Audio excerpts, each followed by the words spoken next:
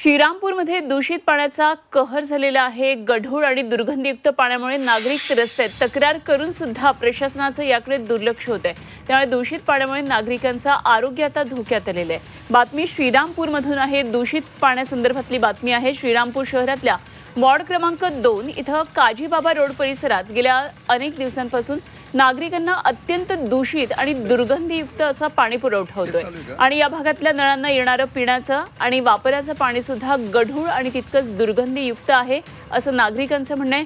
आणि हे दूषित पाणी प्यायल्यामुळे अनेक नागरिकांना विविध आजारांना सामोरं जावं लागतंय।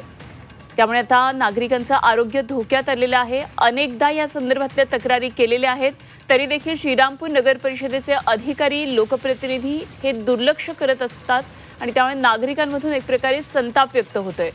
असं हे दुर्गंधयुक्त पाणी प्यायचं तरी कसं, असे अनेक प्रश्न नागरिकांनी आता उपस्थित केले आहेत।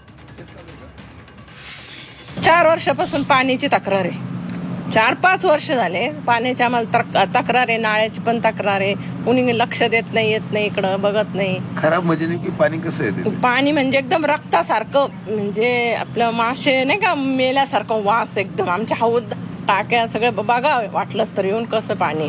कधी लाल येतं, कधी पिवळं येतं, फेजचं पाणी येतं। वापरायला पाणी राहत नाही, आम्हाला प्यायला पाणी नाही। आम्हाला इतका त्रास होतोय, जवळजवळ 2-3 वर्ष झाले। नगरपालिकाला आम्ही 2दा-3दा मी अर्ज सुद्धा दिले, नगरपालिका कुठलीही दखल घेत नाही। आणि आता सकाळी सुद्धा त्यांना आमदाराला सुद्धा फोन लावला, आमदारांनी म्हणे मी कर्मचारी पाठवतो, अजून सुद्धा कर्मचारी आलेले नाही।